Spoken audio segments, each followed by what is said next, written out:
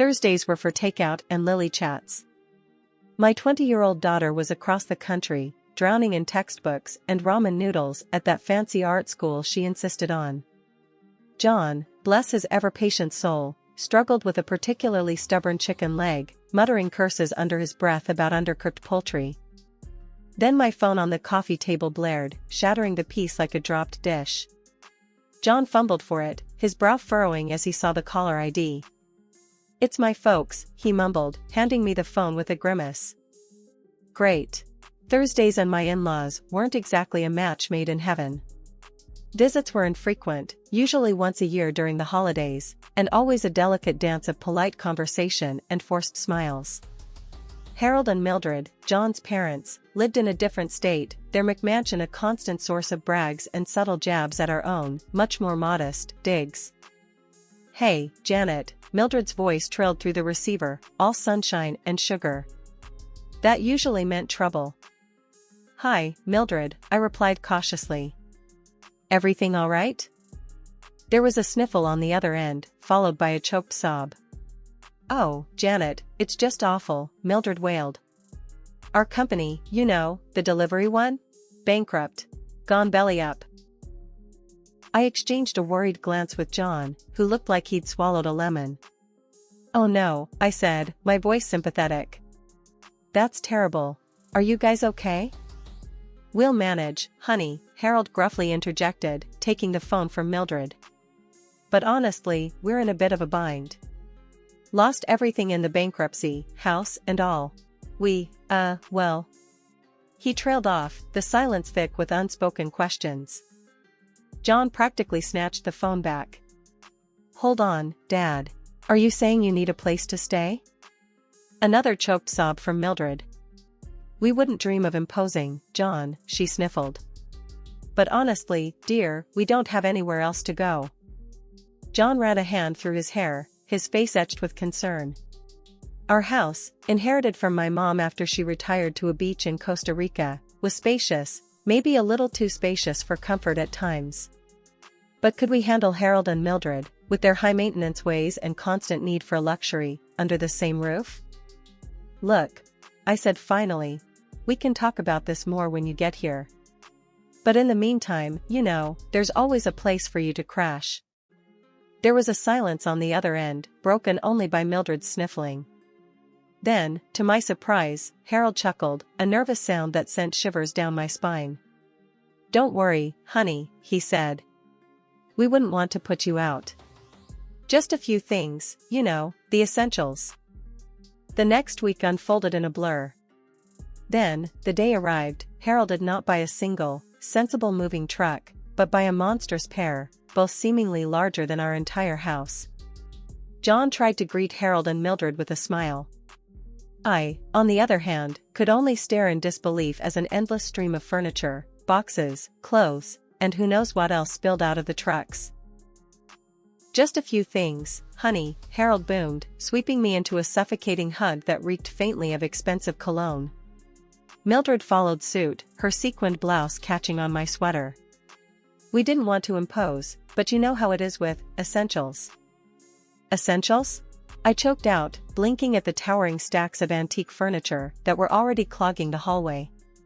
The essentials apparently included a full mahogany dining set, a grandfather clock that looked like it could have graced Buckingham Palace, and enough crystal figurines to open a museum. Over the next few hours, our once spacious downstairs transformed into a labyrinth of misplaced furniture and unpacked boxes. John, sweating profusely, directed the movers while Mildred fussed over the placement of her crystal swans. Harold, meanwhile, surveyed his newly acquired kingdom with a satisfied grunt. That night, they toasted their arrival with a bottle of wine that cost more than our entire grocery budget. "Thank you, Janet, John," Mildred gushed, her eyes sparkling with unshed tears. "We can't believe your generosity. You're lifesavers." John, ever the diplomat, mumbled some platitudes about family and sticking together. I, however, couldn't quite muster a smile. The gratitude, as thin as cheap wrapping paper, wouldn't last long, I knew it. My premonition proved correct. A few days into their stay, the cracks began to show. It started subtly, a wrinkled nose at the aroma of my budget-friendly chicken stir-fry. "Smells a bit pedestrian, dear," Mildred sniffed, her voice dripping with disdain. "We're used to a finer caliber of cuisine." "Where's the marbled beef, Janet? The fresh salmon?" John and I exchanged a helpless glance. "Look," I said, trying to be patient. "We have a budget, you know that. We can't afford those kinds of cuts every day." A collective gasp escaped Harold and Mildred. "Budget?" Mildred shrieked. "You mean to tell me you skimp on groceries? That you eat this?" She gestured disdainfully at my plate. "It's perfectly good food," I mumbled, my cheeks burning. "This is food for the poor, Janet," Harold bellowed, his voice echoing through the kitchen. "We deserve better than this. You and John are both working, aren't you? Shouldn't you be able to afford a decent meal for your parents?" John opened his mouth to protest, but Mildred cut him off. "Lazy. That's what you both are. Too lazy to even earn a decent living." The next day, I swallowed my pride and raided the essentials Mildred had so lovingly unpacked, filling my cart with the most expensive cuts of meat and seafood I could find. That night, we feasted on cheap pasta with chicken while Harold and Mildred savored their gourmet dinner. The silence was deafening, punctuated only by the clinking of silverware. A month into their stay, the initial chaos had settled into a tense routine. But the real blow came when the grocery bill arrived. My jaw practically hit the floor as I stared at the numbers.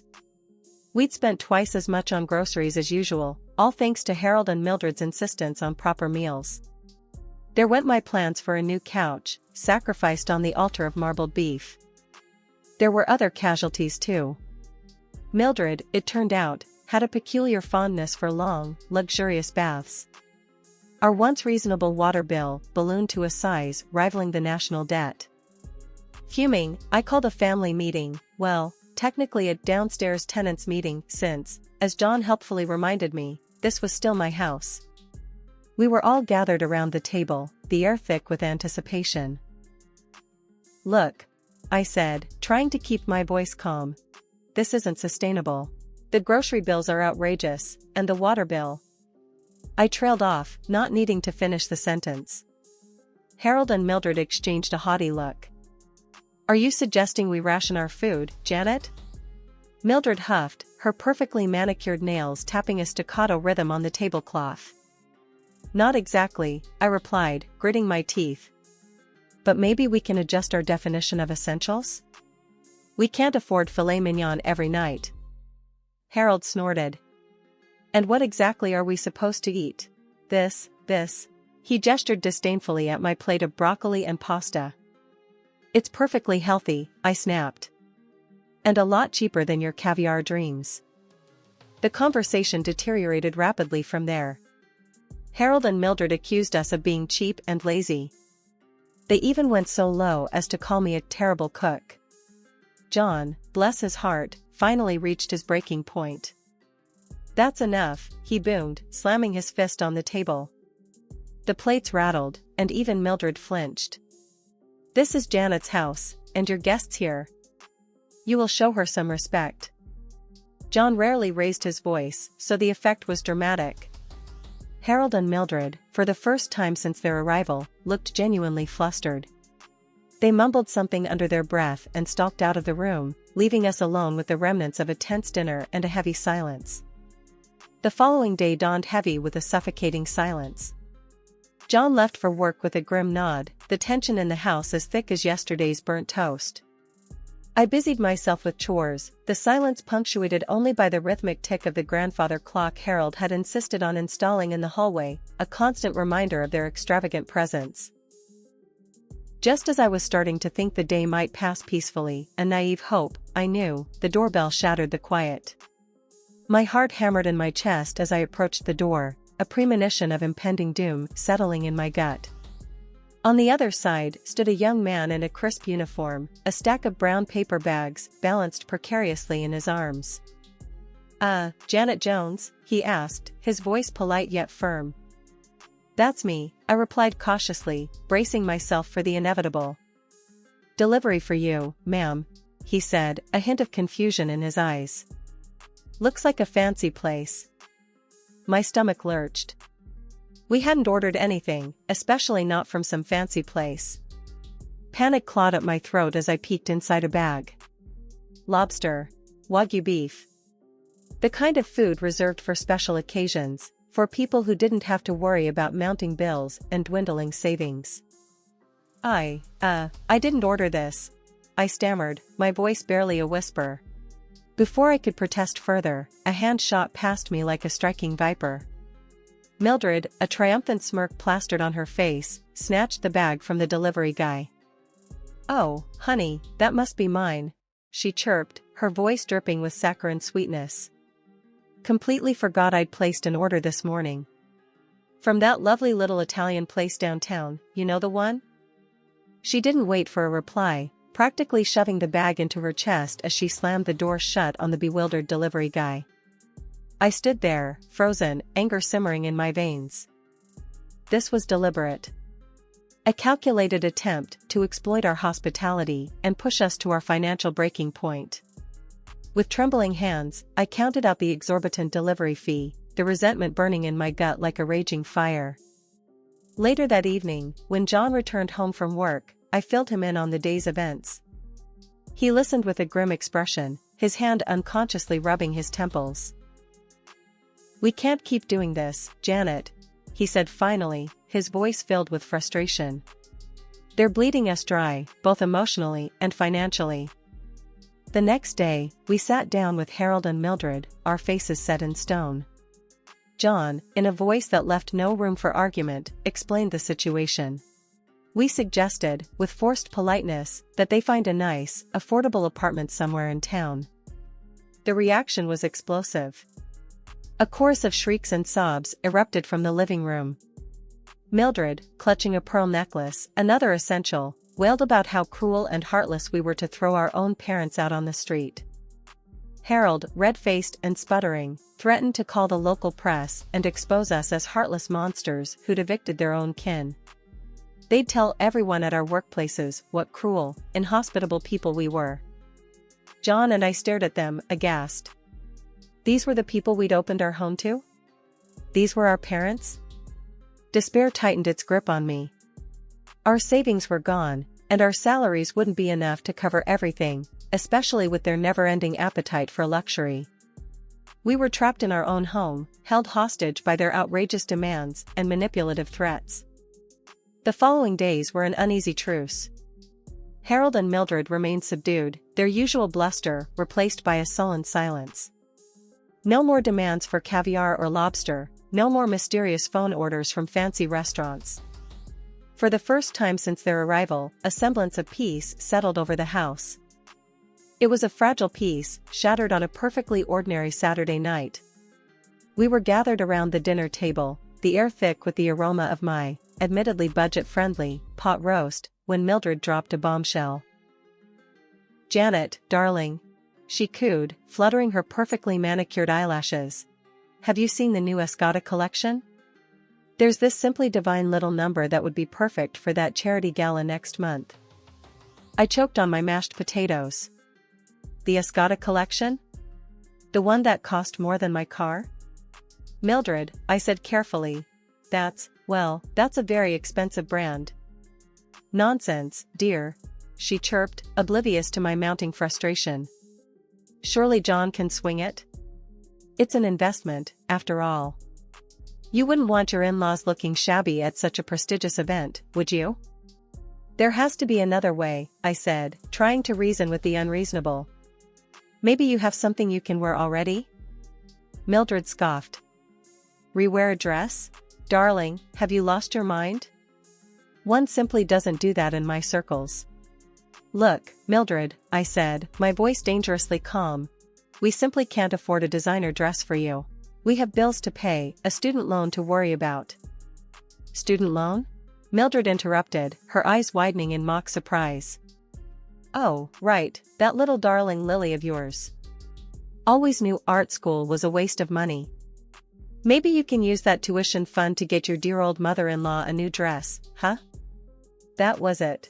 The final straw. The blood drained from my face as the weight of her words sank in. They were suggesting I steal from my own daughter's future to satisfy Mildred's extravagant whims. I stood up abruptly, pushing my chair back with a screech that echoed in the tense silence. "I need some air," I mumbled, my voice choked with anger. Without another word, I stormed out of the dining room and retreated to the sanctuary of my bedroom. I sank onto the bed, the weight of the situation pressing down on me. I needed help, and I needed it fast. Grabbing my phone, I dialed a familiar number, the one that connected me to my mom, who was now living a carefree life in sunny Costa Rica. My mom listened patiently as I poured out my woes, the frustration and anger bubbling over. When I finished, there was a long silence on the other end of the line. Then, a familiar voice, laced with steel, cut through the silence. "Don't you worry, honey bunch," my mom said. "I'm booking a flight. I'll be there in a couple of days. Consider this problem well and truly squashed." A whirlwind of activity descended upon our house a couple of days later.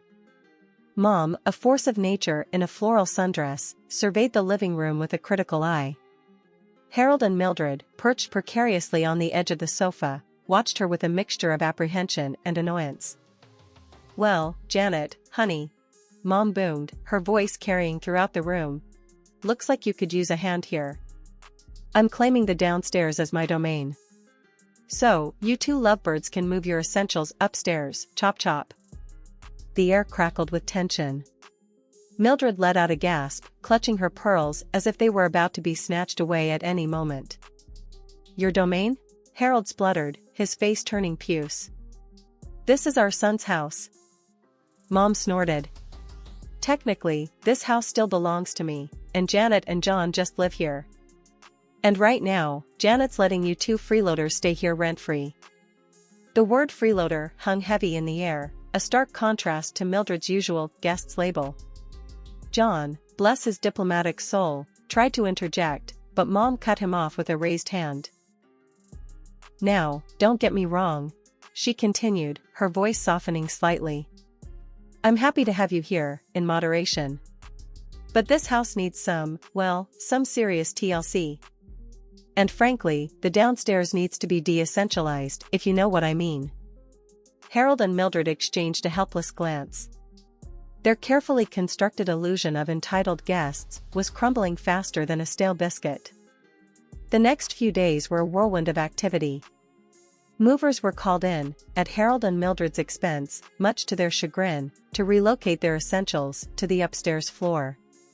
The oppressive crystal figurines disappeared, replaced by colorful throw pillows and Mom's quirky collection of seashells. Then came the matter of rent. Over breakfast, a simple affair of toast and coffee, a stark contrast to the caviar dreams of the past few weeks, Mom dropped another bombshell. "So," she said, her eyes twinkling mischievously, "about this little rent situation." Harold and Mildred choked on their coffee, their eyes widening in horror. "Rent?" Mildred squeaked. "We never discussed rent." Mom chuckled. "Actually, dear, ownership of the house there gives me the right to charge a nominal fee for extended stays. Only $4,000. "Nominal fee?" Harold sputtered. "You call $4,000 nominal?" Mom's smile remained unfazed. "Well, considering the gourmet meals you've been enjoying and the marathon baths you've been taking, I'd say it's a steal. Besides, you folks are used to the finer things in life, aren't you?" Defeated, Harold mumbled something about unreasonable demands and stormed out of the room. Mildred followed, muttering about cruelty. We watched them go, the tension draining from the room like air from a deflated balloon. The following morning, a tense truce hung heavy in the air as we all gathered around the breakfast table. John and I sat opposite each other, stealing hopeful glances at Mom, who was practically radiating smug satisfaction. Harold and Mildred, however, looked like kicked puppies, their usual bluster replaced by a defeated silence.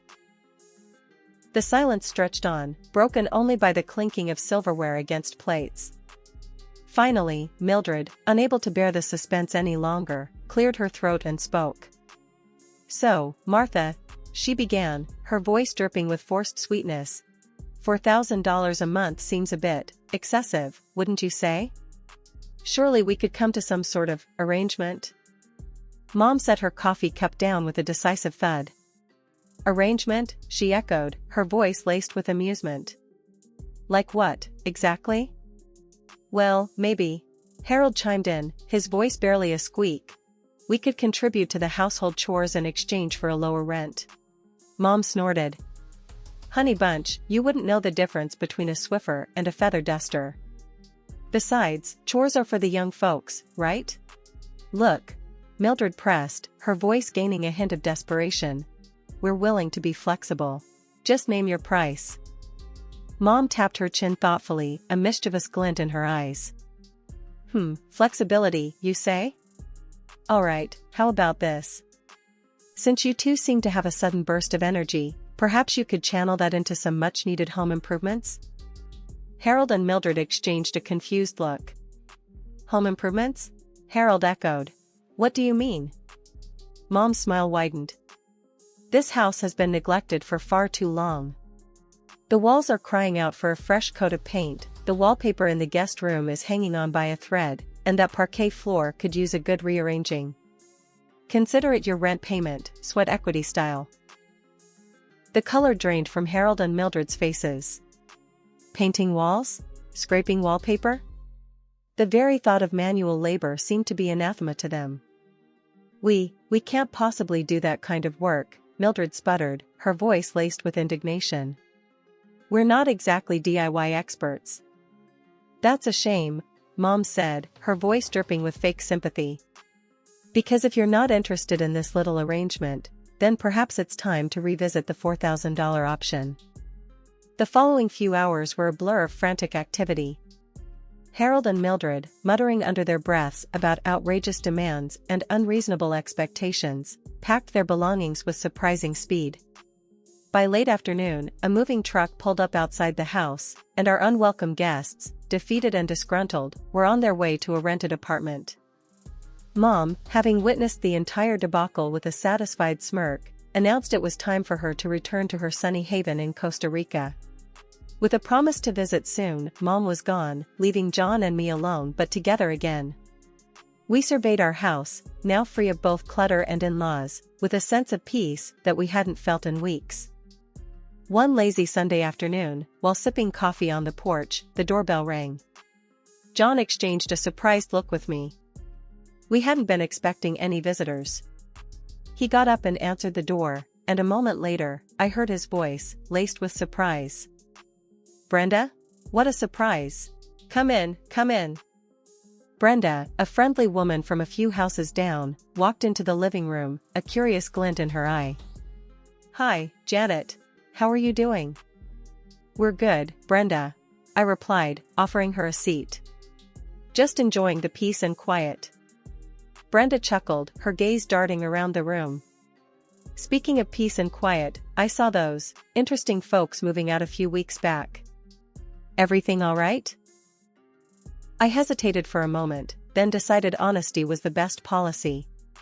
Let's just say, Brenda, John and I are finally reclaiming our home. We ended up spending the next hour regaling Brenda with a somewhat watered-down version of the in-law saga. Brenda listened with wide eyes and a dropped jaw, occasionally interjecting with a sympathetic "oh my," or a disbelieving "you're kidding." Honestly, Janet, she said once I finished, I wouldn't have blamed you if you'd just thrown them out on their ear. I shrugged. We tried to be patient, but they just wouldn't budge. Mom helped us establish some boundaries, let's just say that. We chatted for a while longer, before Brenda decided it was time to head home. As she was leaving, she paused at the doorway. Oh, by the way, she said casually, I saw your in-laws at the grocery store the other day. They looked, well, let's just say a bit down on their luck. My curiosity piqued. Down on their luck? What do you mean? Brenda shrugged. Apparently, they had to sell most of their fancy furniture to afford a tiny apartment. And from what I hear, most of their pension goes towards paying off debts. A pang of something akin to pity flickered within me, but it was quickly extinguished by a wave of relief. They'd made their choices, and now they had to face the consequences. "Thanks for letting me know, Brenda," I said, a small smile playing on my lips. "Have a good evening." As I closed the door, I realized that a weight had lifted from my shoulders. The in-laws drama may not be completely over, but for now, they were out of our hair, and our future looked bright.